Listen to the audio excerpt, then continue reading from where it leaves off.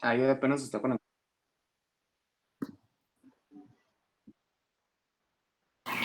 Ahorita Saraí se está uniendo.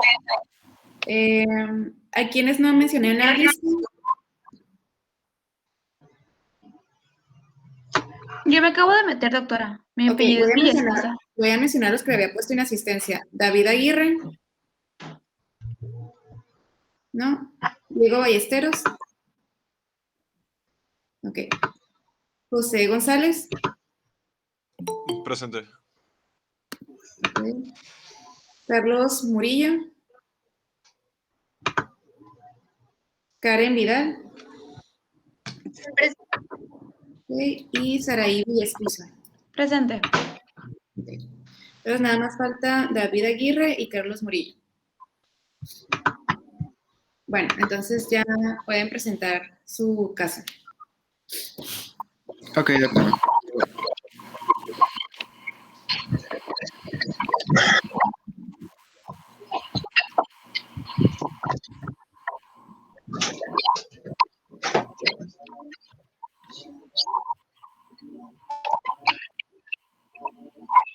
¿Se ve? Se ve.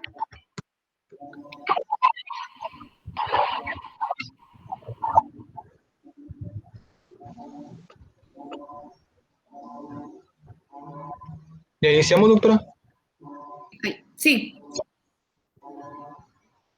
Ok, nosotros somos el equipo número 1. Vamos a presentar el primer caso clínico de la materia de taller de genética. Este es un caso clínico que la verdad estuvo un poco complejo abordarlo. La paciente tiene algunos signos y manifestaciones claras. Sin embargo, al momento de abordar al paciente y tratar de llegar a un diagnóstico, teníamos algunas opciones y algunas encajaban, otras no encajaban, pero ya vamos a ir viendo cómo, de acuerdo a la historia clínica del paciente, de acuerdo a los puntos importantes que tomamos, de la manera en que lo abordamos, vamos a tener unos diagnósticos diferenciales y ya vamos a plantear las ideas de por qué sí o por qué no es que escogimos ese diagnóstico. Vamos a empezar. Empezando con la historia clínica. Aquí tenemos la ficha de identificación. Tenemos que es una paciente de sexo femenino, de una edad de 15 años, de Mexicali, Baja California, y aquí tenemos la imagen de la paciente, corresponde al caso. ¿Sí? Aquí tenemos los antecedentes heredofamiliares. Si quieres, darle la siguiente, Dani, para explicarlo con el árbol genealógico. Que aquí tenemos el árbol genealógico, vemos que son 3 generaciones. La paciente del caso está en el número romano 3, en el paciente 3, el que está en círculo negro. No pusimos en la simbología específicamente cuál es el síndrome, porque pues se trata de que lleguemos juntos a un diagnóstico, por lo tanto no lo pusimos. Sin embargo, vemos ahí, están los años en el que nacieron, no está la edad. Sin embargo, la paciente, como les dije, tiene 15 años, tiene un hermano de 23 años y hay antecedentes de un aborto de los padres a los 4 meses, un aborto espontáneo. En los padres, el padre tiene 52 años, aparentemente sano, y la madre tiene 46 años, aparentemente sana. ¿Se puede regresar? Ok. Empezando por la línea paterna, tenemos que el padre tiene 4 hermanas, 2 tías son aparentemente sanas, hay una tía afinada a los 29 años por complicaciones de cáncer de mama, hay una tía que tiene 50 años que padece cáncer de mama, el abuelo paterno es finado por hipertensión arterial y cáncer de estómago, y la abuela paterna tiene 70 años y padece hipertensión arterial y diabetes mellitus tipo 2. Pasando a la línea materna, tenemos que tiene 2 tíos aparentemente sanos y 9 tías aparentemente sanas. El abuelo materno es finado por infarto agudo miocardio y padecía hipertensión arterial sistémica. Y la abuela materna es finada también, no se sabe la edad y por complicaciones de la diabetes mellitus tipo 2. Si vemos, aún no sabemos cuál es el cuadro clínico específicamente de que está manifestando a la paciente, por lo tanto no podríamos decir que haya rasgos de herencia del padecimiento. Sin embargo, como vamos viendo, ya que desglosemos bien la historia clínica, pues nos vamos a dar cuenta que quizás no hay tanta datos que nos indique que haya aparecido de herencia el caso que está presentando la paciente. Ok, te voy a interrumpir un poquito, Gustavo. En el árbol genealógico entiendo por qué pusieron el año de nacimiento para que no se confundan conforme pasan los años, pero el árbol genealógico, siempre que lo realizamos, tiene que tener la edad o sea, actual, pues. Se supone que estamos presentando un caso y para no confundir, se presenta con la edad que tiene. ¿Okay? Ok. Está bien, nada más pues ahí esa corrección, porque sí confunde mucho poner el año en que nacieron, porque no tenemos claro cuántos años tiene. Sí, es que nosotros nos dejamos llevar por el hecho de que si revisaran el árbol genealógico en años posteriores, Sí, supieran la edad del paciente. ok. Entonces, gracias, doctor. Pueden continuar. Pasamos a la siguiente. Sí. Que en antecedentes neonatales tenemos que fue un embarazo no planeado que se diagnosticó al tercer mes de gestación por medio de un ultrasonido y no se reportó ninguna alteración. Fue un producto de la tercera gesta, normoevolutivo, eutóxico a las 40 semanas de gestación, lloró y respiró al nacer. Se tiene datos que tiene un peso de 3 kilos 700 gramos y una talla de 55 centímetros, los cuales los graficamos para saber los percentiles. Pues aquí está, primero tenemos la gráfica del peso, empezando en que es de nacimiento a las 0 edades, y tenemos que pesaba 3 kilos 700 gramos, por lo tanto ahí está marcado en una rayita azul que nos dan una porcentil 85. Ok. Y luego la siguiente gráfica, tenemos la gráfica para la longitud para niñas, igual el nacimiento, tenemos una longitud de 55 centímetros, al momento de graficarla está marcado en la rayita azul, nos ubica en la percentil 97. Ok. Siguiente. Ahora pasando a los antecedentes personales patológicos, tenemos un esquema de vacunación completo para su edad. La paciente niega que haya antecedentes de quirúrgicos, traumáticos, transfusiones, hospitalizaciones o alergias. Gustavo, te voy a interrumpir. ¿Cómo puedo grabar la clase?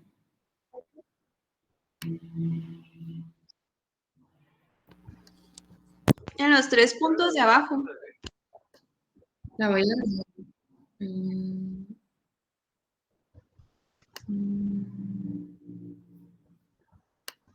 No me sale. Me voy a salir a ver si Dice se screen record. presenta.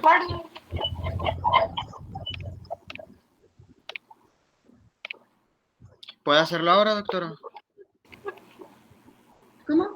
¿Puede hacerlo ahora, doctora? Ah, ok. No, solo me sale cambiar diseño, pantalla completa, cambiar fondo, activar subtítulos. Sí.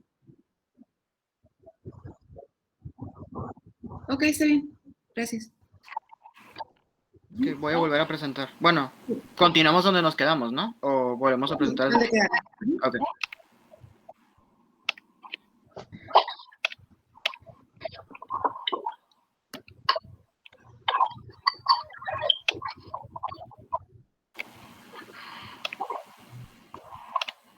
¿Se ve? Sí. Okay. Ok, nos quedamos en que la paciente niega antecedentes quirúrgicos, traumáticos, transfusiones, hospitalizaciones o alergias. Hay un desarrollo y crecimiento acorde a la edad. A los 7 meses se le diagnosticó un soplo cardíaco por medio de un ultrasonido, donde se corrobora que hay un defecto estructural. Aún no sabemos cuál es el defecto estructural, sin embargo, más adelante en los estudios de imagen vamos a identificar exactamente cuál es. Sin embargo, pues ya tenemos este dato que hay un soplo cardíaco por un defecto estructural. Luego la paciente dejó de acudir a consulta a los 3 años de edad, es decir, tuvo un seguimiento desde que nació, un seguimiento y mantenía un desarrollo y crecimiento acorde a la edad, sin embargo, a los 3 años, sin saber las causas, dejó de acudir a consulta. En la escolaridad se asiste a una escuela regular con un desempeño aceptable, se menciona que tiene un promedio de 8 y una menarca a los 12 años.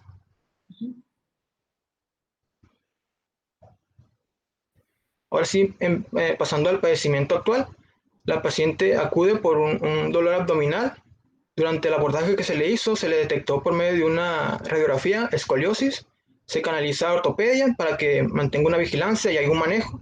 Además, se le realizó un ultrasonido cardíaco, por lo mismo de los antecedentes que tenía, y se detecta que aún persiste esta comunicación interventricular, y aquí vemos cuál es el defecto que tiene, es una CIB. Por tanto, como se vio que la CIB ya estaba en un periodo de cierre, Por lo tanto, solo se mantuvo en seguimiento y esperando que tuviera un cierre espontáneo. Ok, ¿qué es CIB? Una comunicación interventricular. Okay.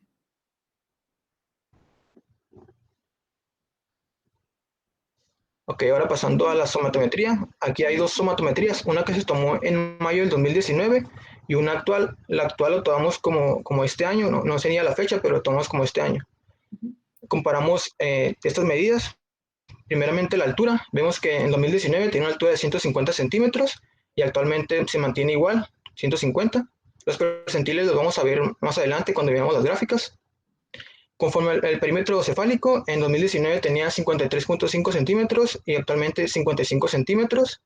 La brazada son 153 en las dos medidas. Como si recordamos en la clase de talla baja, mencionamos que para que hubiera una desproporción tenía que haber una diferencia de 4 centímetros entre la altura y la brazada. Aquí vemos que no hay esta diferencia, sin embargo, pues sí, la brazada es más grande que la altura. Conforme a los segmentos, la medición de los segmentos, el segmento inferior mide 80 centímetros y actualmente también sigue midiendo 80 centímetros. El segmento superior, aquí manejaba así estaba el caso, me decía que había 69 centímetros en 2019 y actualmente 70 centímetros. Sin embargo, la altura no cambiaba, no sé si hubo un error en la medición, pero así estaba medido. La relación entre el segmento superior e inferior en el 2019 nos daba 0.84 y actualmente nos da 0.87.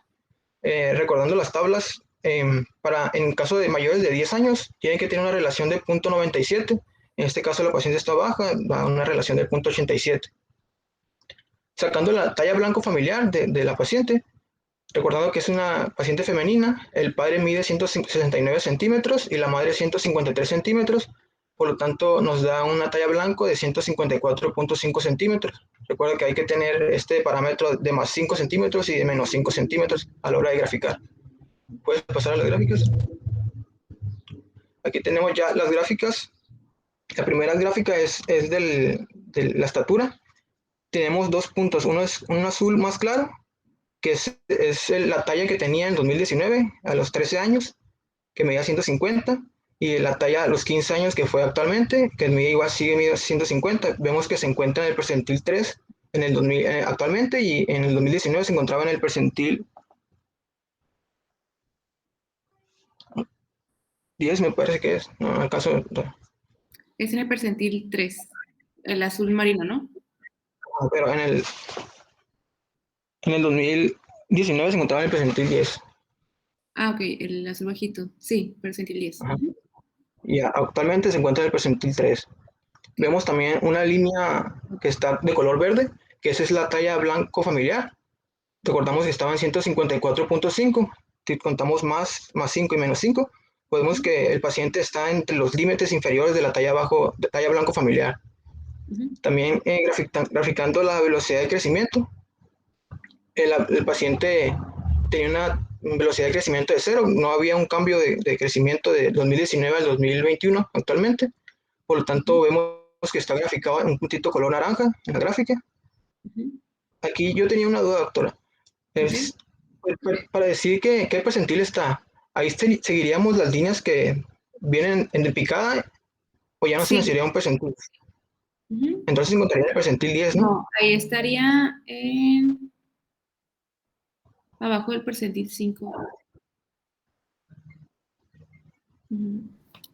Pero la línea se curvea, perdón que interrumpa. Picada es en el percentil 5. Sería. Ajá. Ok. Es que si tenía esa duda, si teníamos que seguir las percentiles. Vamos a encontrar en el percentil 5. Si recordamos, para decir que había una talla baja, tenía uno de los conceptos era decir que tenía una velocidad de crecimiento menor al percentil 25. Por tanto, el paciente tiene una velocidad de crecimiento baja. Bueno, espera. ¿Con qué signo hicieron el abordaje? La situación articular. Y la trataron como talla baja. Uh-huh. Pues uno de los signos también es talla baja.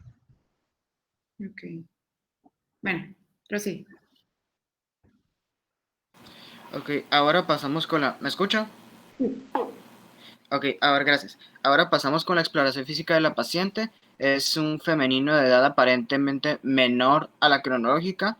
A la hora de la consulta es consciente y cooperadora, con una fase tranquila. Tiene una actitud libremente escogida, se encuentra de pie, presenta una constitución asténica, la conformación es aparentemente íntegra y está orientada en sus tres esferas, que es tiempo, lugar y espacio. Persona, perdón. Su cráneo es normocefálico, presenta una frente íntegra, sus cejas y párpados son simétricos, aunque sus pestañas están Si cortas y quieres, para hablar de las dismorfias. Ok. ¿Cómo? Es que ella está haciendo las dismorfias, entonces para que vean la foto. Ok. Menciona el caso que tiene una esclerótica blanca que se encuentra pues todo lo normal, pero allí en la foto nosotros tuvimos como dificultad porque como no está buena la resolución de la imagen, tuvimos dificultad para determinar si sí o si no. Entonces ahí lo que más se nos alcanzó a apreciar es que tenía una frente prominente de la paciente. Esta mancha de aquí no es un hematoma, es simplemente el reflejo de la luz. Y las cejas de la paciente se encuentran hacia horizontal. Lo normal es que sería como un poco arqueada, pero se encuentran horizontal y no tienen tanto pelo en esta parte. Sus En ojos el se... extremo distal de la ceja.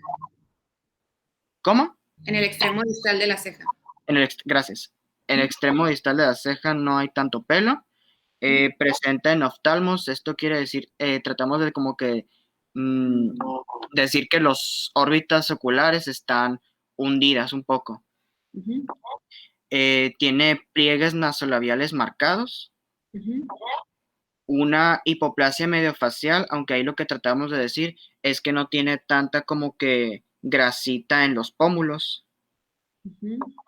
Y finalmente el cabello como se presenta es adelgazado y maltratado. Pero no tiene que ver por la grasita. El de la hipoplasia mediofacial. Ajá. Tiene O que ver sea, con la prominencia del maxilar. pero está prominente el maxilar, doctora. No, pero o sea, no es por la acumulación de grasa o no la hipoplasia o hiperplasia maxilofacial. Es por la Entonces, estructura esquelética. entonces sería mejillas, no, pómulos infradesarrollados. No, está bien dicho hipoplasia, nada más que no debido a la grasita. Ok. En la exploración física, el tórax se encuentra normal. Bueno, es simétrico con movimientos de ampliación y ampliación adecuados. Presenta vibraciones vocales de adecuada intensidad. No se encuentra presencia de masas o de zonas dolorosas en el tórax. Se percute en campos pulmonares posteriores con un murmullo vesicular audible sin agregados. Aquí lo que resalta son los ruidos cardíacos débiles de intensidad, 2 cruces, 4 cruces. Me imagino que se escucha más la diástole que la sístole, perdón. Y la frecuencia entra dentro de la frecuencia normal, que es de 60 a 100 latidos por minuto, en este caso 69 latidos por minuto. Igual lo que resalta en la paciente es que hace rato mencioné a mi compañero Gustavo que presentaba un soplo cardíaco, en este caso se detectó en foco pulmonar. En la exploración abdomen se observó plano, blando, se percutó depresible, las extremidades simétricas se fueron simétricas e íntegras con una apariencia alargada. ¿Esto qué quiere decir? Que no, o sea, no es que la paciente evidentemente no está alta, pero están muy delgadas y por eso como que asemeja que la apariencia está alargada. En cuanto a obtuvo ya lo que nos corresponde, obtuvo un puntaje de 5 puntos en la escala de Baton. Esto es que ambos lados del pulgar antebrazo se pudieron tocar, la flexión del tronco hacia adelante y la hiperextensión de codos hacia ambos lados. Esto quiere decir que a la hora de hacer esto fue mayor a 190 grados. No lo puedo hacer porque pues yo no tengo eso. si hicimos esto. Los estudios de gabinete que se le realizaron a la paciente fueron 2 radiografías, una de tórax y una de abdomen. En la radiografía se evidenció la escoliosis que ya había mencionado mi compañero Gustavo, pero la radiografía de abdomen mostró una hipoplasia del acetábulo y en los cartílagos de crecimiento ya se encuentran cerrados. O sea, la paciente ya es su altura definitiva y no va a poder crecer al menos de fémur, de elongación ósea. Les voy a hacer una pregunta. ¿Cómo podemos valorar una escoliosis clínicamente? Es una pregunta abierta, quien quiera contestarlo.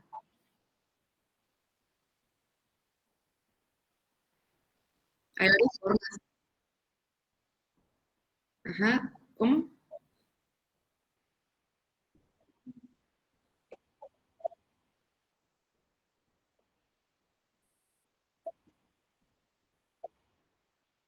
Ajá.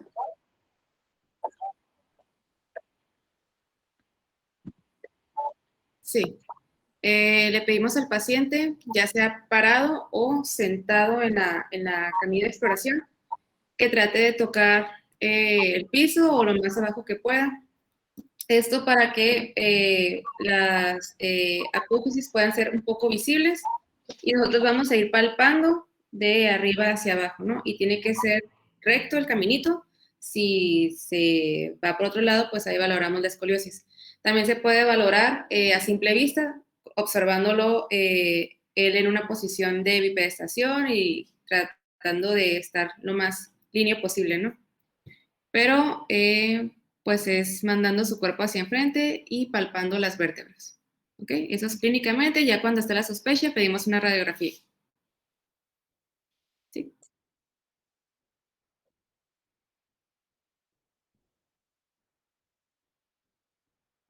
Pues sí hay grados de escoliosis, pero clínicamente va a ser difícil poder valorarlo.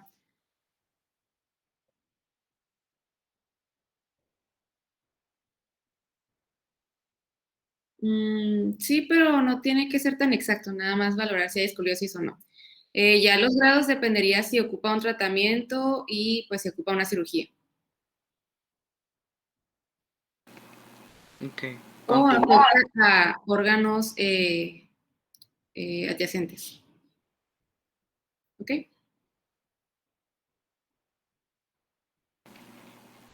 Ok, continuamos con hay como estudios de gabinete, ya vimos lo que tiene la radiografía de tórax, una escoliosis, y en la radiografía de abdomen la hipoplasia del acetábulo cerca del trocánter mayor.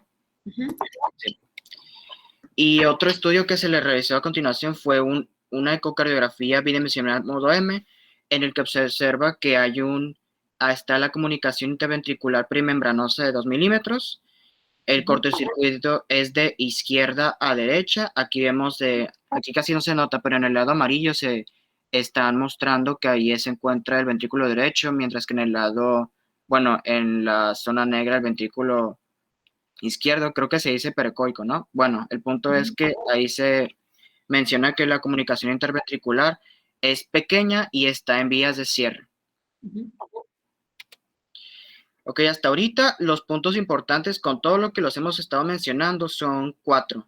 La hipermovilidad articular generalizada porque obtuvo un puntaje ahorita que les vamos a continuar a decir, con la radiografía se descubrió escoliosis y también la hipoplasia del acetábulo, y ya como que un poco lo pusimos en orden como que de importancia. Ok, ahí nos vamos a quedar. ¿Alguien más quiere agregar algún otro signo o síntoma para poder sacar un síndrome? Pues, ¿yo puedo? Sí, Saraí. Yo añadiría o añadí la estatura baja, porque pues ya mencioné a mis compañeros que tiene como que todos los indicios de que la paciente ya no va a crecer, o al menos va a crecer, pero muy poco. Entonces, si se encuentra en su talla blanco en en el límite inferior, entonces quiere decir que va a ser de estatura baja, y yo añadiría eso. Ok, pero la paciente no entra en talla baja. Pero igual, Bueno. No está abajo del... Es que yo lo tomé así, pues, no por está eso yo los decía. relaciones estándar abajo del familiar. Entonces Todos los solo... puntos sí está baja. Bueno, tú tomarías talla baja. Ajá, es que yo lo tomé cuando analicé el caso, pero igual no sé. Ok. Los que pusieron, ¿tomaron a la paciente como talla baja?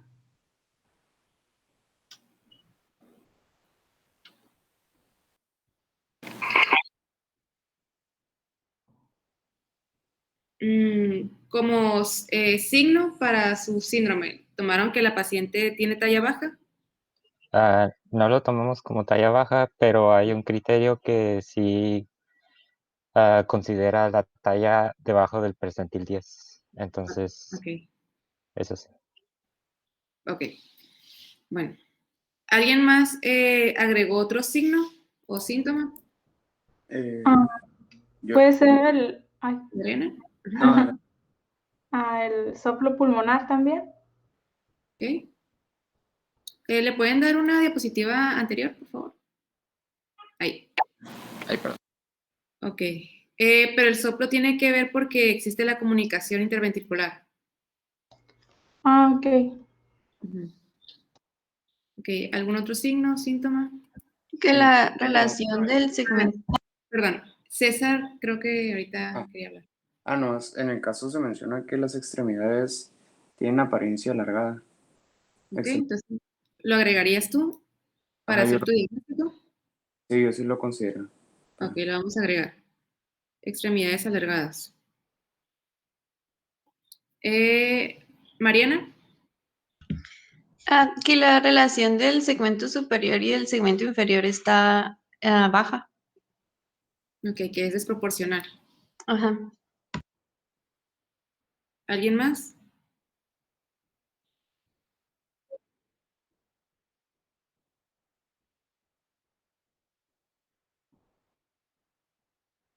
Ok, recuerden siempre cuando hagan sus lista de signos y síntomas para hacer un síndrome, siempre agregar las dismorfias que tiene el paciente, porque son muy importantes a la hora de hacer su diagnóstico. ¿Ok? Está muy bien los puntos que pusieron el primer equipo, nada más si no se les olvide poner dismorfias. ¿Ok? Entonces, Diego, tú agregarías las dismorfias que presenta la paciente, ¿verdad? Ok. ¿Alguien más?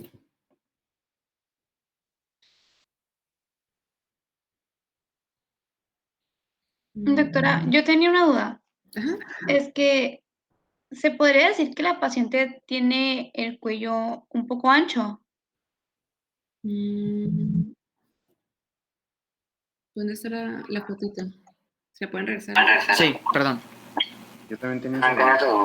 Nosotros también teníamos, pero como no estábamos seguros, no lo pusimos. Ok, Entonces, cuello ancho, pero ¿eso en tus diagnósticos diferenciales es importante? Pues sí, porque hay algunos síndromes que que el paciente presenta esas dismorfias. Ok, ahorita que mencionamos los diagnósticos, vamos a ver qué relación tiene. Vamos a agregar cuello ancho. ¿Alguien más?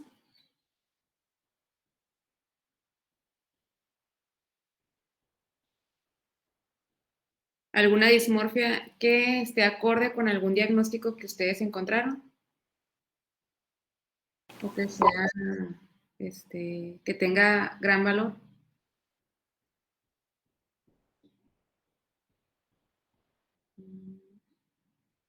¿El sexo femenino influye en algún diagnóstico que ustedes tienen como sospecha? Sí. Sí, ok. ¿Algún antecedente heredofamiliar, algún antecedente patológico?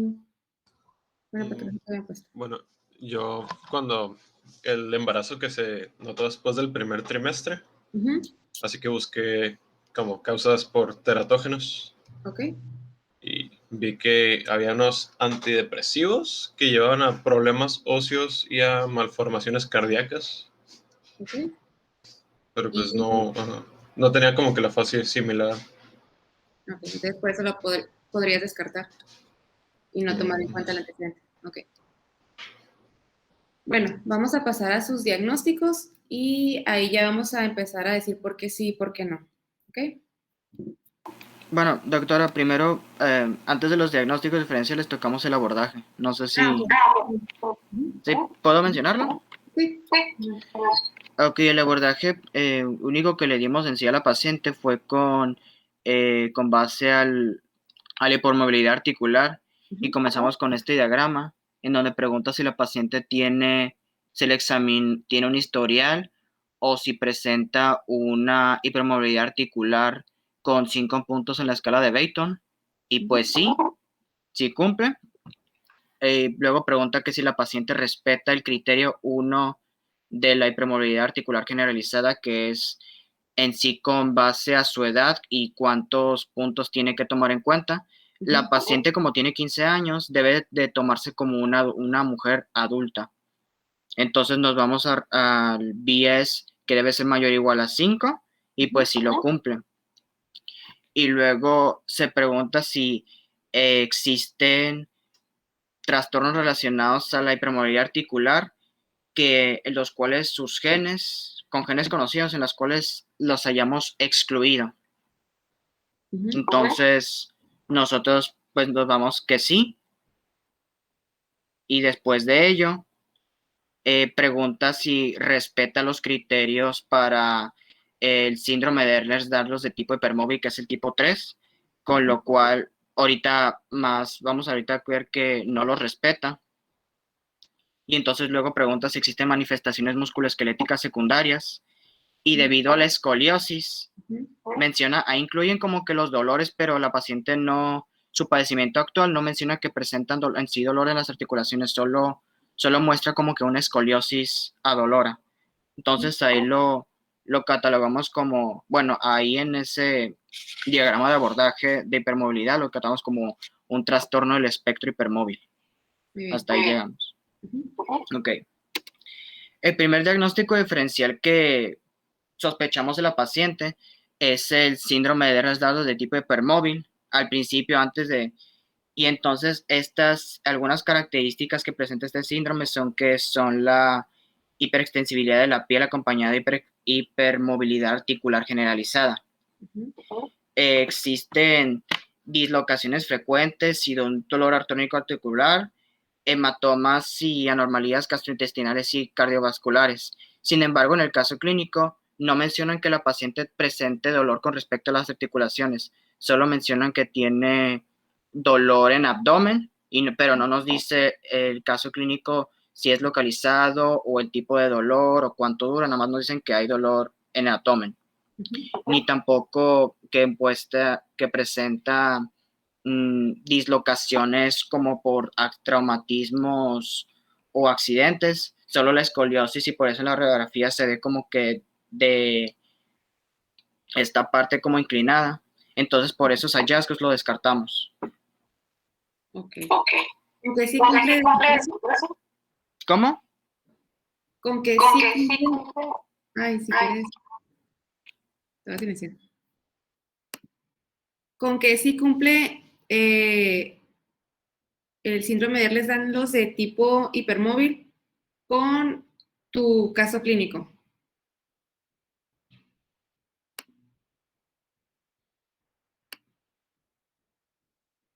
Si quieres, ya puedes poner tu audio.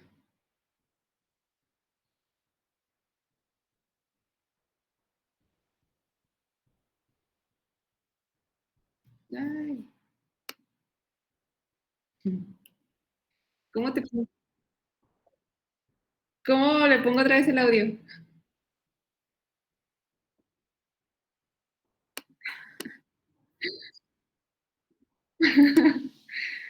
Rayos.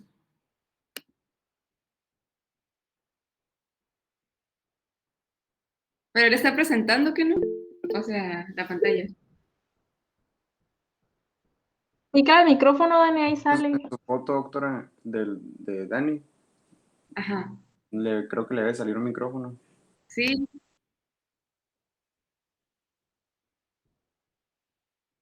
Ah, ok. No, es que eso me tenía silenciado. Ya. Ya estaba contestando aquí. Bueno, lo único que tiene en concordancia ya me salí.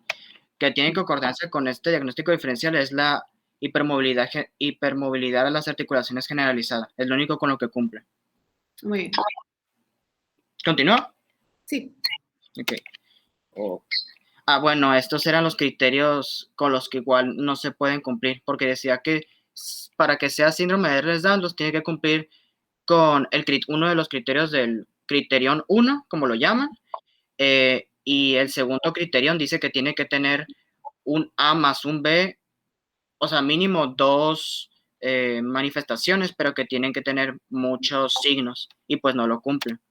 E igual el criterio 3 tampoco presenta esto, por eso se descarta.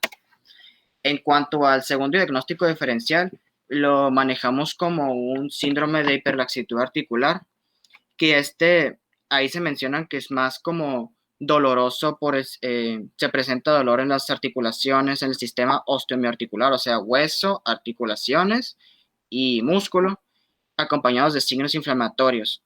Y aparte, pues hematomas, subluxaciones, y que cuando a la hora de estar moviendo las articulaciones se muestran crujidos, igual manifestaciones esqueléticas.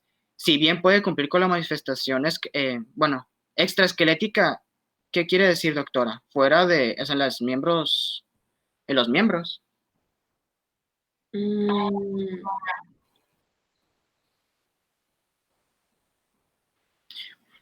Que incluya también en estructuras extraesqueléticas, o sea, ligamentos, musculares, algún otro dolor que también esté relacionado con la articulación. Ok. Igualmente, este diagnóstico lo descartamos, ya que iba más en referencia al dolor de las articulaciones y a procesos inflamatorios de dichas zonas, cosa que la paciente no refiere en ningún momento y solo se muestra que su problema es la escoliosis que se halló pero que no la sintió y ay, perdón, ¿cómo era? No la sintió y el dolor abdominal por el cual vino, nada más. Okay.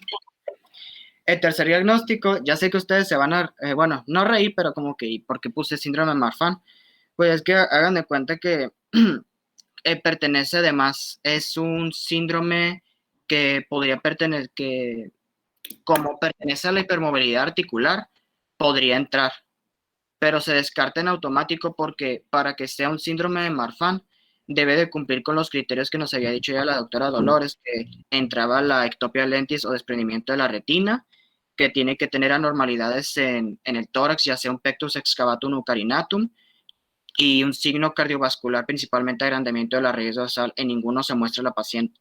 En ninguno de estos signos muestra la paciente. Y también podría influir en que... ¿Cómo se llaman estos signos o criterios? Son los score.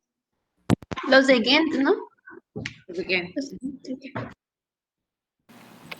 Y lo único que podría relacionar también con la paciente es que sus miembros inferiores tenían como que una apariencia alargada. Por eso lo pusimos.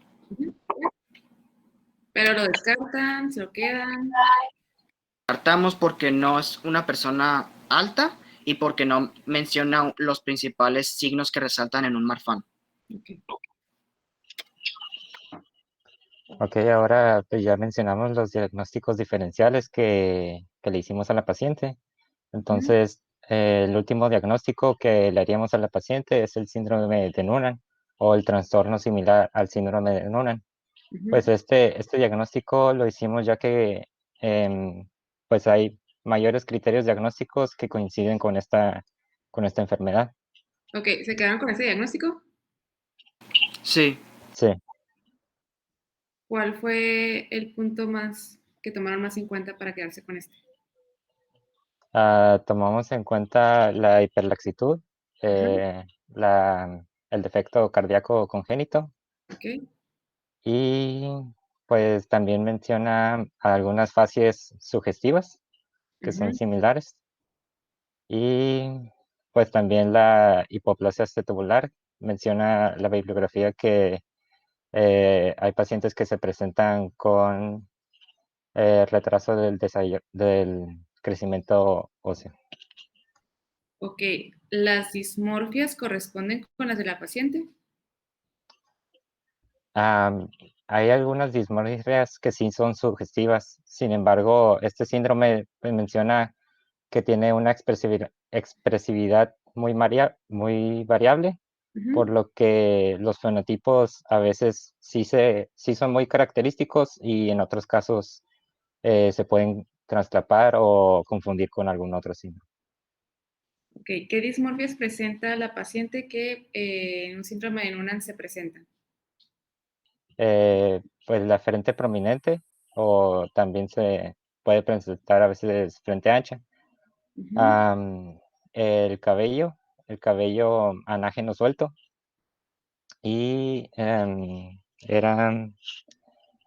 los pliegues del párpado. ¿Qué pliegues?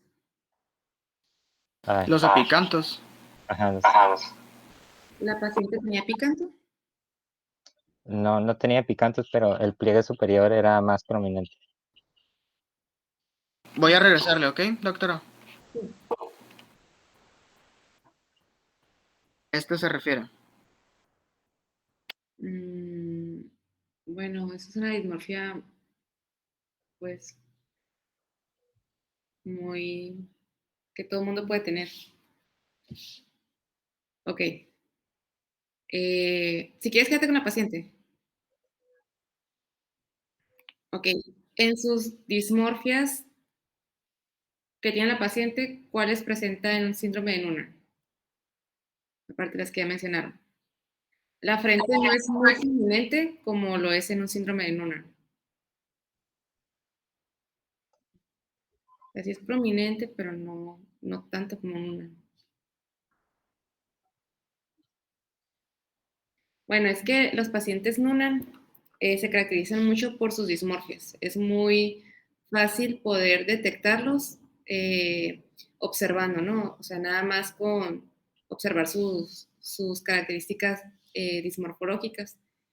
Entonces, por eso me hace mucho ruido que se hayan quedado con Noonan. Entiendo que tomaron en cuenta la talla baja y la hiperlaxitud, pero en la hiperlaxitud en Noonan, ¿cómo es?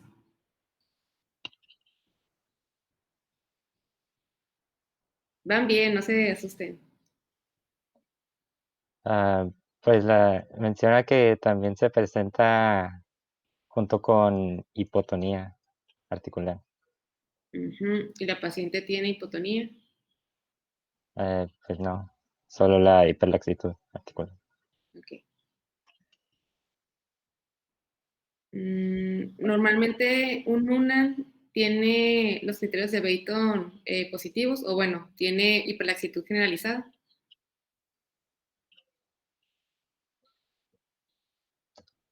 Pues sí se menciona como una de las enfermedades genéticas que puede causar hiperlaxitud generalizada. Está incluida junto con las rasopatías.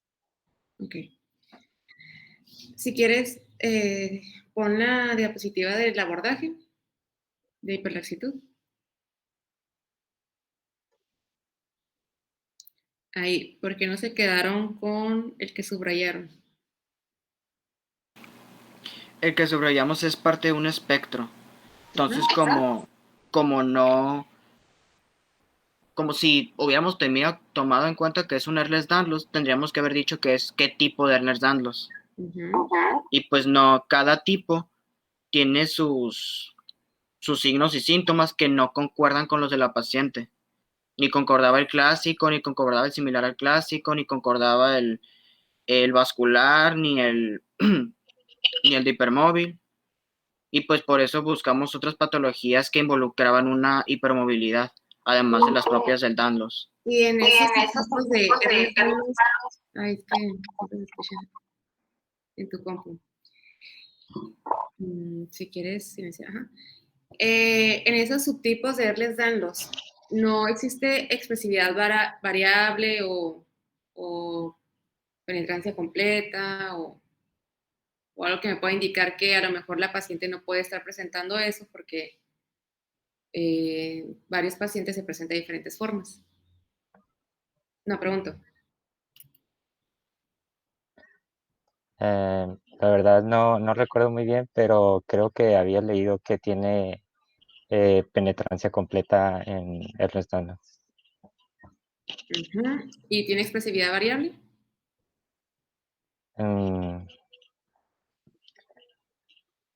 Eso sí no sabría decirle, pero según yo no.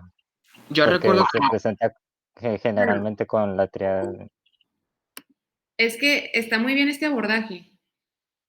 Y de aquí, pues creo que lo que debieron de hacer es irse a los subtipos o subtipos de este espectro de hiperlaxitud, porque sí lo cumple, ¿no? En vez de, porque, o sea, ¿cómo llegaron a Noonan a través de este abordaje? Es que doctora, cuando por ejemplo tratábamos buscar un tipo y nos íbamos a los criterios, no cumplía un criterio, entonces debíamos descartar. Ahorita no recuerdo ya todos los criterios, pero eso es No lo que... cumplía uno, O sea, no cumplía varios, no cumplía varios. pero también cumplía con otro. Sí, pero es como el HDS, que si no cumplía estos, ya no, ni el criterion 2 ni CREER, ya no puede ser H. Así nos pasó con los demás. Ok. Este caso la verdad está difícil. En la primera consulta no llegamos a un diagnóstico, se tuvieron que hacer pruebas. Entonces, se entiende que ustedes también pues no lleguen a un diagnóstico, pero yo me quedaría con este espectro y realizarle estudios para poder confirmar algún Ehlers-Danlos. ¿Okay? Noonan yo lo descartaría porque no cumple con dismorfias. Y es muy característico las dismorfias en Noonan.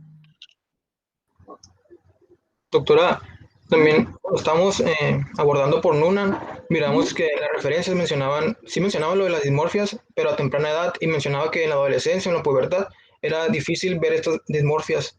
Por eso, como la paciente tenía 15 años, nosotros comparamos, de hecho, las imágenes que pusimos de un caso de Noonan confirmado y la imagen de la paciente de la pubertad, y se parecían, eran similares, por lo tanto, como mencionaba esto, las referencias de que en la adolescencia se va desvaneciendo estas dismorfias, por eso es que nosotros sí nos llegamos por Noonan. Ok. Bueno, en su paciente llega a su consulta, ¿qué estudios le realizarían para poder orientarse a un diagnóstico? Se refiere a las pruebas moleculares genéticas. Ajá. En este caso, pues nosotros consideramos hacerle, pues como tomamos como referencia el síndrome de Noonan como diagnóstico, le pediríamos hacer un panel multigénico, una secuenciación, y detectar si hay mutaciones en diferentes genes. En el 50% de los casos se presenta una mutación del PTPN11, pero pues hay varios genes asociados, entonces por eso le pediríamos el panel multigénico. Okay. Pero pues hay varios casos en los que no se detecta una mutación patogénica, entonces en esos casos se le podría pedir la secuenciación completa del genoma o del exoma. Okay. Noonan, ¿qué tipo de herencia tiene? Autosómica dominante. Ay, perdón. La mayoría es autosómica dominante, pero sí hay registros de que hay autosómica recesiva o pues también que aparezca por síntesis de nuevo. Ok. ¿Y Ehlers-Danlos qué herencia tiene? Era igual autosómica dominante, creo. Sí, era autosómica dominante. Ok. En este caso, pues no hay antecedentes, entonces cualquiera de los dos diagnósticos pues sería de nuevo, ¿no? Ok. Bueno, pueden continuar. Ah, bueno, espera. ¿Alguien más tiene otro diagnóstico diferencial que no se mencionó en la presentación?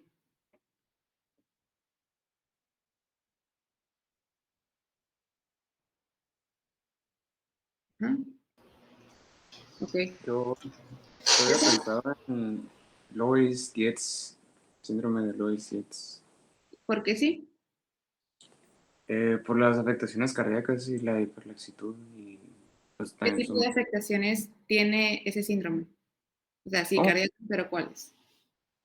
Creo que también tiene comunicación Si tienes ahí interventiva. los apuntes, puedes leerlo de tu síndrome. ¿Cómo? Si tienes ahí tu apunte exactamente de qué problemas cardíacos presenta ese síndrome, los puedes leer. A ver.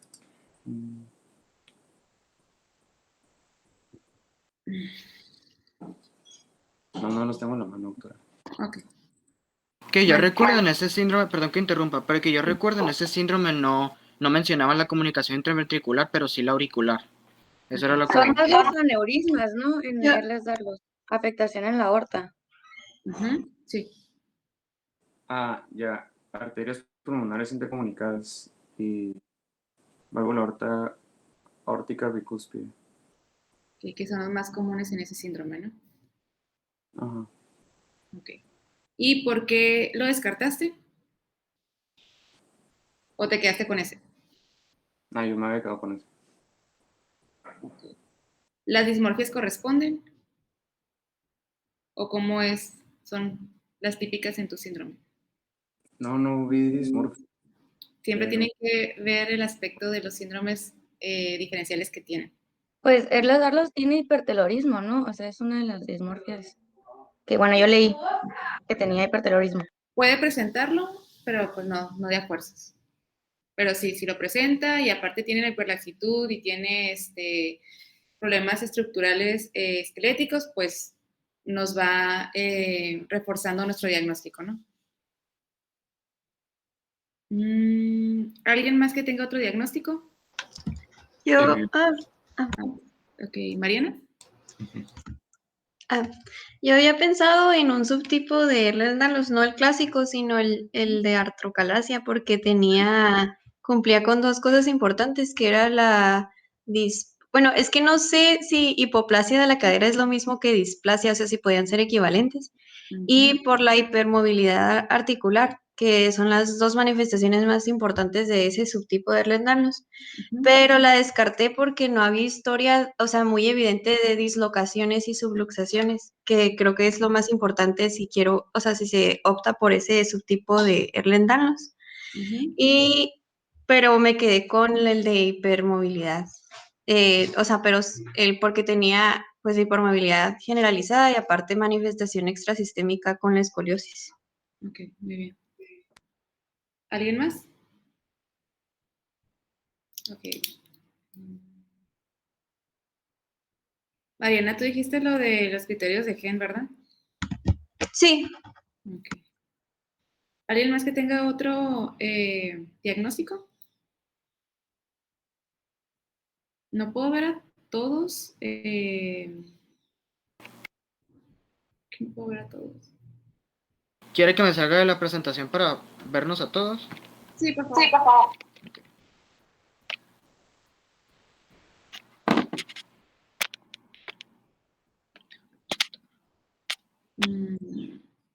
Ok. Alexandra, ¿tienes algún diagnóstico? ¿O cuáles fueron los tres diagnósticos posibles?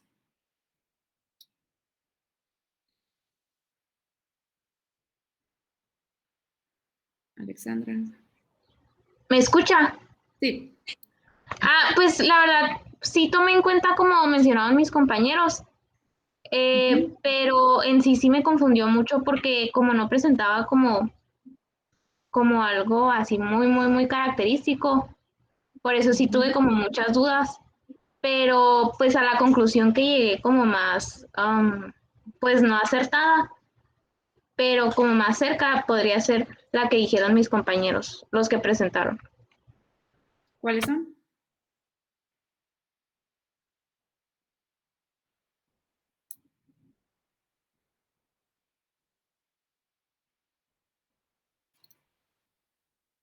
Uy, ¿qué pasó?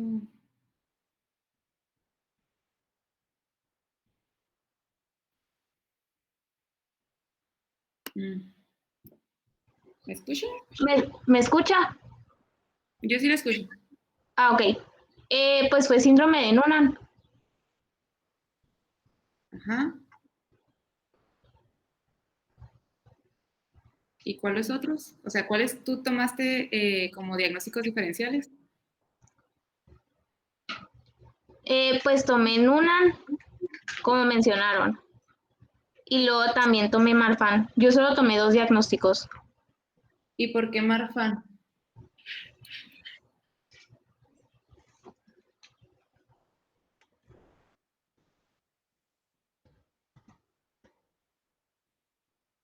Porque la paciente presentaba la fascia, pues una de las fascias características del síndrome de Marfan y también por el defecto cardíaco, que es la comunicación interventricular.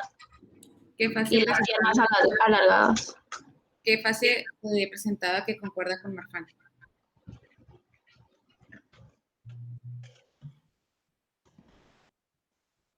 La frente. ¿La frente prominente es característica de Marfan?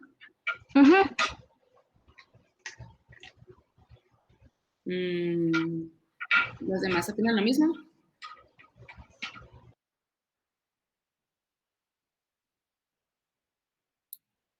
Ok, si no tienen sus diagnósticos, mejor díganme que no los tienen, no pasa nada. Saraí. Pues yo hice como 3 diagnósticos, pero ninguno acerté, así que Okay, no estaba bien confundida, entonces yo decía de que un diagnóstico, pero después decía que sí, ¿y por qué no? Entonces puse por qué sí, por qué no. Entonces, les voy a leer. Tenía como primera opción al síndrome de Turner, pues porque es mujer, y luego pues también se dan muchas malformaciones cardíacas, y pues yo, como le dije, tomé en cuenta la estatura, entonces por la estatura baja. Bueno, ¿por qué no Turner? ¿Vale? ¿Por qué no? Porque también es muy característico que las pacientes presenten amenorrea y hipogonadismo, entonces la paciente tuvo su menarca a los 12, entonces pues lo descarté con eso. También, pues yo puse síndrome de Down, porque pues en los criterios de Hall viene como la hiperextensiones articulares y eso, pero igual no cuentan con todos los criterios para yo poder decir que sí tiene, entonces lo descarté. Es que, siempre valoren primero las dismorfias. O sea, aparte, no tenía tantas dismorfias y no decía como displasias de pelvis, ni clinodactilia, ni nada de eso, entonces pues también. Bueno, un consejo. Yo sé que es la primera presentación, pero siempre valoren primero las dismorfias que presenta su paciente con las de sus diagnósticos diferenciales. A partir de ahí ya se van con los problemas sistémicos o extras que tenga el paciente, ¿ok? Porque sí, o sea, la paciente y un síndrome de Down, creo que ni siquiera debemos de pensarlo. Nada más como consejo, no lo tomen a mal. Sí, está bien. Y el último, pues sí me fui más con las dismorfias, que era la frente estrecha, y como no se miraba bien, pues yo vi que su puente nasal estaba estrecho y como ojos almendrados. Entonces, también está el síndrome de Prader-Willi, pero creo que decía ahí como que no se daban mucho las malformaciones como cardíacas, y aparte se daban otras cosas que la paciente pues no tenía y no presentaba, entonces pues también lo descarté. Entonces no llegué a ningún criterio. ¿Prader-Willi presentan retraso mental? Sí, tienen retraso mental, entonces por eso, como decía el caso clínico, que la paciente iba bien en su escuela y no presentaba nada de eso, entonces por eso la descarté también. Ok, entonces, valoren siempre si las dismorfias, si tienen retraso o no mental, y ya lo extra, ¿ok? Dismorfias y luego retraso mental. Diagnósticos diferenciales, porque se van acortando las posibilidades. Ok, sí. Sí, gracias. Diego. Doctora, a partir de que, bueno, ahí en el caso mencionaba que la paciente sacaba calificación regular aprobatoria 8. A partir como de qué calificación podríamos como que sospechar que tiene un retraso leve o moderado. Cuando la paciente está repitiendo años, cuando tiene problemas que reprueba mucho una materia o calificaciones muy bajas, esto tenemos que valorar si realmente tiene una deficiencia mental o si tiene algún problema de atención o un problema auditivo, un problema en la visión. Entonces, no nos dice tanto el promedio, pero sí nos orienta a saber si hay un problema y tenemos que saber si es por retraso, por un problema auditivo, problema visual o por hiperactividad o un problema psicológico. ¿Ok? No que o sea, nos orienta, pero no quiere decir que si reprobó ya es retraso mental. ¿Me explico? Ok, es que esa era mi pregunta, de que si sacaba puros 6 ya sospecho, pero ok, ya. No, no se preocupen, no todos tienen retraso mental. Es a propósito. No, no es cierto. Ok. Bueno, si quieres continuar, Daniel. Se quedaron entonces con Noonan y pues nos van a presentar las características de Noonan, ¿verdad? Sí, pero ¿continuamos con la presentación? Sí. Ok. Ese no es el diagnóstico, pero lo abordaron bien, se defendieron bien, o sea, sí tuvieron como las preguntas que yo les realicé, cómo defender su diagnóstico. La prueba que le realizarían, pues está bien. Para ser el primer equipo, creo que llevaron muy bien su caso clínico. No dieron con el diagnóstico, pero estuvo bien el trabajo, ¿no? Que es lo que estoy calificando más que nada. Y los próximos equipos, la verdad, sí voy a ser un poco más exigente con los diagnósticos diferenciales que den. No nada más tengan que tener 3 opciones, tienen que decirme 3 opciones posibles, no nada más como que, si tuvo hiperlaxitud y Down tiene hiperlaxitud, va a ser Down. No, o sea, tiene que ser más congruente, si no, no lo voy a tomar como participación. Y eso va para el que expone como para el que participa. Doctora. Los diferenciales fueron buenos. Nada más Noonan, pues creo que se pudieron haber quedado con uno mejor que Noonan. Hay un error en el caso clínico. Ustedes tomaron la edad actual como en el 2021, por eso les da la velocidad de crecimiento menor y por eso lo tomaron como talla baja. Pero esa talla actual no era de 2021, ¿ok? No hay tanto problema porque la paciente ya tenía menarca, quiere decir que ya no iba a crecer, pero no consideramos a la paciente como talla baja, ¿ok? Doctora, al final sí llegaron ustedes al diagnóstico al padecimiento que tenía. Bueno, a mí no me tocó ya ver el examen que nos dijera, tiene esto, pero sí se le solicitó un examen genético para valorar qué tipo de... La doctora iba más orientada a Ehlers-Danlos. Ok. Espectro. Sí. Ok. Ok, entonces vamos a conocer un poco del síndrome de Noonan. Si quieren así como datos específicos, que no sea tan extenso. Ok. Nada más para pues, mencionar que el síndrome de Noonan no es tan raro. Tiene una prevalencia de 1 cada 1000 nacimientos o 1 cada 2500 nacimientos. Esta enfermedad pertenece a una de las rasopatías. ¿Qué significa esto? Que los genes mutados intervienen en la vía de la RAS de MAP quinasas.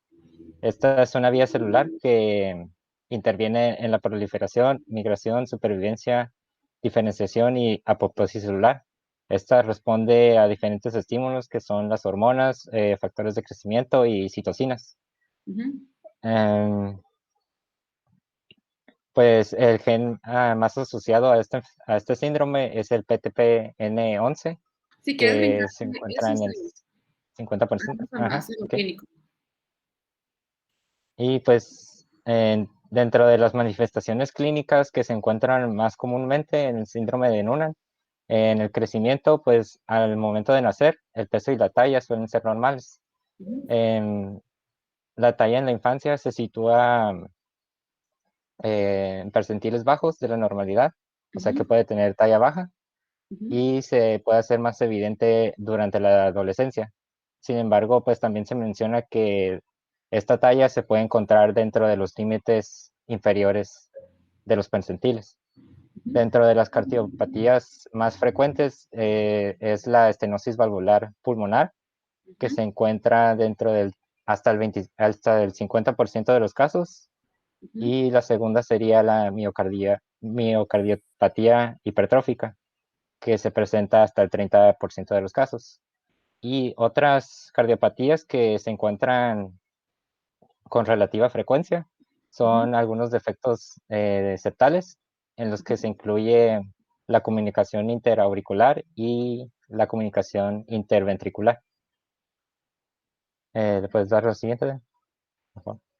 Las fases características son el hipertelorismo, la desviación ocular antimongoloide, la tosis palpebral, epicantos, orejas, la implantación baja de las orejas, rotadas y con el hélix grueso.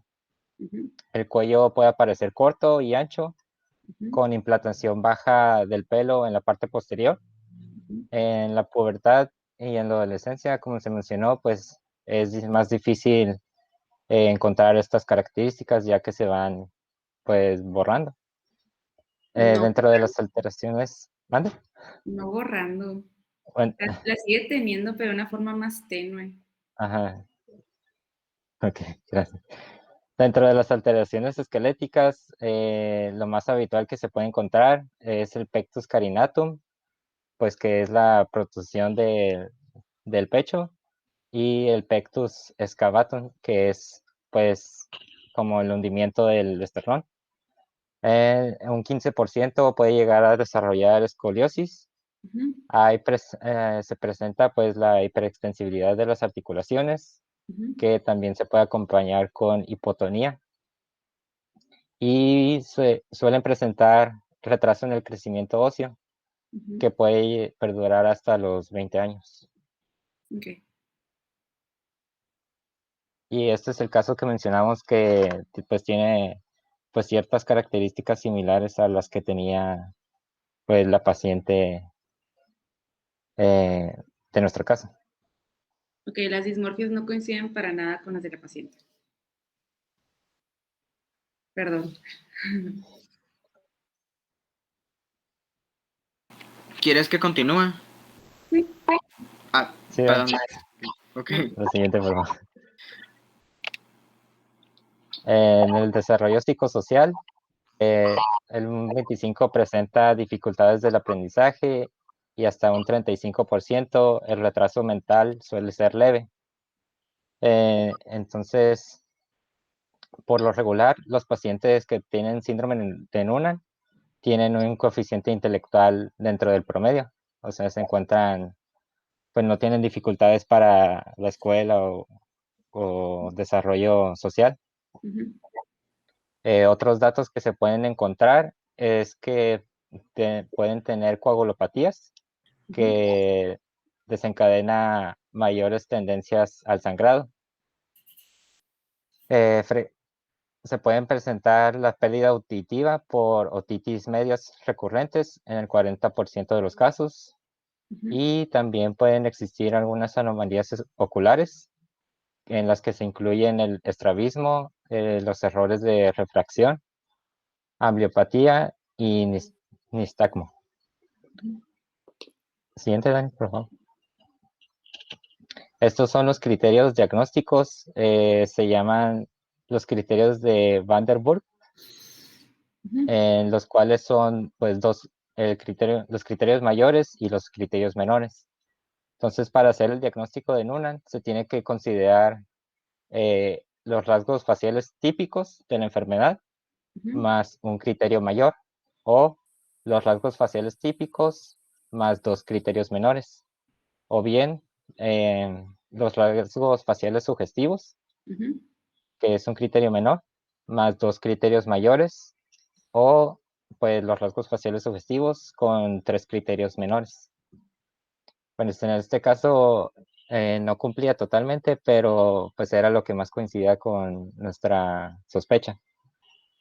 Consideramos 3 criterios menores, que son las fasias sugestivas del síndrome, otras alteraciones cardíacas, que pues es la comunicación interventricular, y la talla por debajo del percentil 10. Pero aún así no cumple con 3 menores, ¿o sí? Pues serían 3 criterios menores, pero faltaría uno más. Sí. Ok. En los resultados de estudio de laboratorio e imagen, Okay, por los que se puede... nada más aclarar algo para los demás equipos. Igual cuando ya estén en la práctica clínica, no quieran a fuerzas dar por un diagnóstico, ¿no? Si el diagnóstico más certero que tienen es un síndrome o un espectro, con ese quédense y se va a seguir estudiando a la paciente. Porque, ¿qué quiere decir? Que ese síndrome o ese espectro con el que nos quedamos, tenemos la certeza de que la paciente lo presenta. Y tenemos que continuar estudiando al paciente. Pero si queremos a fuerzas meter o clasificar o meter a la paciente en un diagnóstico que de plano no puede porque no tengo ni los criterios para cumplir con un diagnóstico, pues no lo metemos. Porque si no, también es malo decir que tiene un diagnóstico y no lo tiene realmente. ¿Sabes cómo? Tampoco le van a hacer un estudio pensando en el diagnóstico con el cual no cumple criterios clínicos, porque esos estudios son muy, muy, muy caros. Entonces, no tenemos que hacerle ese gasto a la paciente si nosotros no tenemos la certeza de que tiene ese diagnóstico, o al menos ese diagnóstico clínico.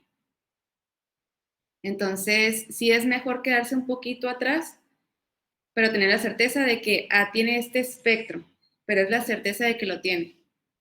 Y ya, dependiendo, lo vamos a seguir estudiando, ¿no? Con más estudios. Pero son estudios que nos van a guiar a un correcto diagnóstico.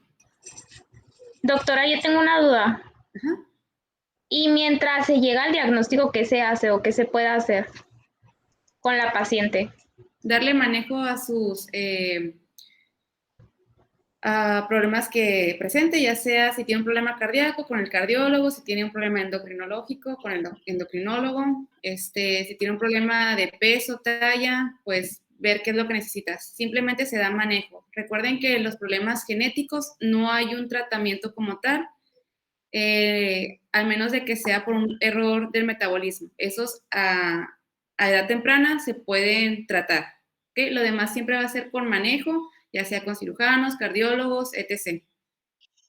¿Okay? El diagnóstico nos puede orientar para el asesoramiento que le vamos a dar a la familia, dependiendo la herencia que tenga ese diagnóstico, para saber si esa persona o ese paciente puede seguir teniendo hijos con esos síndromes, pasar pues ese problema genético, o darle asesoramiento a unos hermanos que a lo mejor todavía no presentan alguna manifestación y que a lo mejor sí tienen el síndrome, ¿no? Es para dar asesoramiento y manejo. Entonces, si no cabe su paciente por los, ¿cómo se puede decir? Problemas que tiene o síntomas, signos, si no cabe en un diagnóstico, no lo quieran meter a fuerzas. ¿Ok? Mejor quédense con, cumple con, presenta síndrome de no sé qué, no sé qué. Y ahí quedarse y seguir estudiándolo, ¿no? Si su caso clínico les da la certeza que tiene un diagnóstico clínico, está bien, quédense con el diagnóstico, no le estoy diciendo que no, pero aquí quisieron meter a fuerzas a la paciente en una cuando no cumplía con los criterios clínicos. ¿Ok? Es un consejo para los siguientes que les toca exponer. Y también para la práctica clínica. Ok, gracias. Entonces, continúo. Sí. En los resultados de gabinete, pues se le puede realizar un ultrasonido durante la etapa perinatal, en la que se puede encontrar comúnmente polidramios, el aumento de la translucidez nucal, el higroma quístico, macrocefalia y algunas anomalías cardíacas o renales. Sin embargo, pues esto no es muy específico, ya que también se puede presentar en otras enfermedades congénitas. Okay. La ecocardiografía para evaluar algunos defectos de la estructura cardíaca. El electrocardiograma para valorar los defectos en la conducción. Se puede presentar desvío del eje hacia la derecha o complejos RSR' en V1. Y pues la radiografía de tórax para detectar pues también anormalidades esqueléticas. Siguiente. Igual podríamos también ponerle pruebas de coagulación con la tiempo de tromboplastina, porque en la de Nuna se menciona que tiene problemas de coagulación. Se me olvidó ponerlo, disculpa. Pues la prueba genética para hacer la confirmación del diagnóstico, ya la mencionamos, que es el panel multigénico, que incluyan pues todos los genes relacionados que se pueden relacionar al síndrome de Noonan. Sin embargo, pues también hay variantes de significado incierto que se pueden detectar. Entonces, pues se podría considerar también la realización de una secuenciación del genoma o de los exomas. Okay. En cuanto al manejo, pues como ya lo mencionamos, va a ser sintomático. Entonces va a requerir de evaluación multidisciplinaria para vigilar las complicaciones que se presenten en el paciente. Principalmente las especialidades que se van a manejar son las de pediatría, genética, endocrinología y cardiología. Pero pues también se puede considerar algunas especialidades como de hematología, oncología, oftalmología, neurología y ortopedia. Okay. Y por último, pues el asesoramiento. Debemos recordarle al paciente pues las condiciones que puede presentar debido a su enfermedad, la forma en que se hereda esta enfermedad por si quiere llegar a tener hijos, pues recordarle que es una enfermedad autosómica dominante, por lo tanto los hijos pueden presentar un 50% de riesgo de padecerla.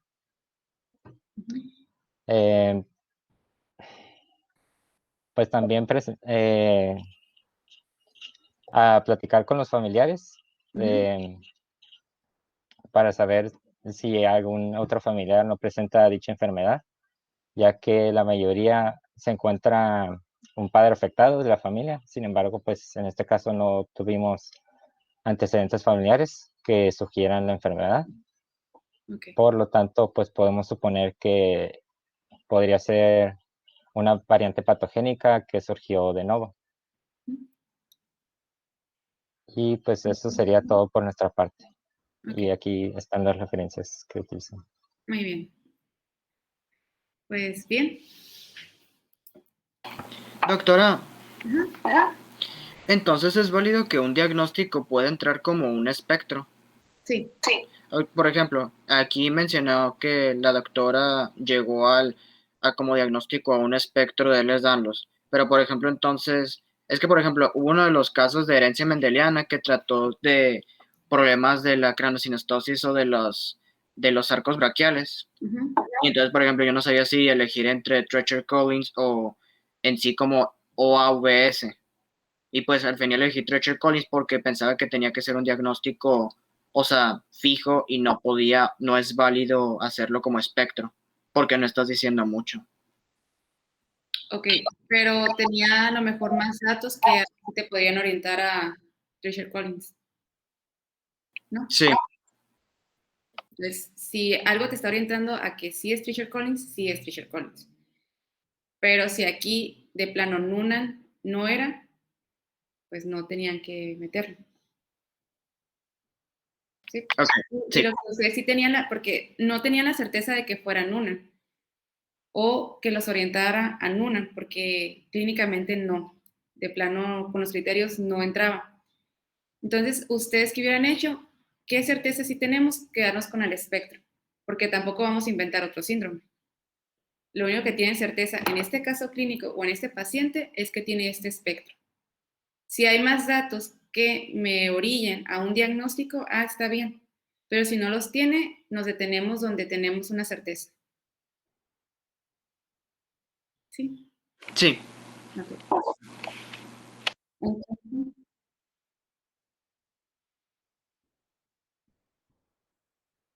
Pues existe el de hiperlaxitud, ¿no? Articular. Uh-huh.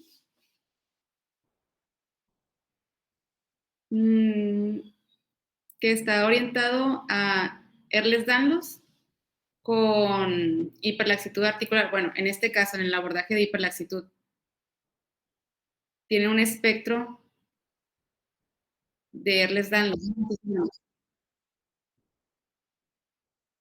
Uh-huh. Sí. Bueno, el siguiente equipo en presentar va a ser el equipo de José Orlando. ¿Quién es tu equipo? Estoy con Miroslava, Giselle y... ¿Cómo se llama este compita? Ok. Entonces, hoy les envío su caso clínico para que lo presenten la próxima semana, ¿está bien? Está bien. Ok. Y el día de hoy nada más tuvo participación Mariana Alcocer. Recuerden que para tener participación no nada más es decir algo específico que se preguntó o que me hablen más detallado de los diagnósticos que ustedes tomaron en cuenta y que yo sepa que sí saben y que sí defendieron su punto. ¿Sí? Entonces, todavía pueden tener más participaciones. Las participaciones de casos clínicos van a ser con más valor que las anteriores, ¿ok? Doctora, tengo una duda. Ajá. Entonces, la paciente que ¿estuvo Ehlers-Danlos o que tuvo de...? ¿O no se supo? Yo no supe qué tuvo, pero me quedé Ah, nada más en que le hicieron una prueba para saber qué tipo tenía. ok. Gracias. No hay nada. Ok, entonces nos vemos la próxima semana. Gracias, doctora. Bye, que estén bien. Igualmente.